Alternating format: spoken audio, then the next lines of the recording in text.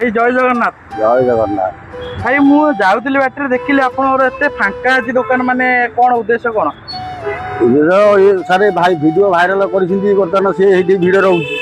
ଆମର ଥରେ ଖାଇଲେ ଜାଣିବେ, ଟେଷ୍ଟ ଖାଇକି ଟେଷ୍ଟ କରିବା କେମିତି କଣ ଅଛି? ଖାଇଲେ ଆପଣ ଥରେ ଜାଣିପାରିବେ, ଟେଷ୍ଟ ଧରିବେ ମାନେ ଟେଷ୍ଟ ଲୋକ ଜାଣିପାରୁନାହାନ୍ତି। ଥରେ ଖାଇଲେ ଆପଣ ଜାଣିପାରିବେ ଟେଷ୍ଟ କୋଉଟା କଣ କୋଉଟା ଆପଣ ଜାଣିପାରିବେ।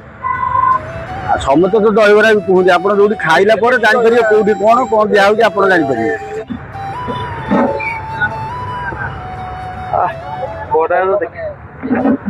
ଏଇଟା କଣ ମାନେ ଦହିବରା? ଆଜ୍ଞା। ତାପରେ କଣ ପଡିଲା ଏଇଟା? ଲୁଣ ପଇଲା, ଲୁଣ, ଇଏ ଜିରା ଗୁଣ୍ଡ ପଇଲା,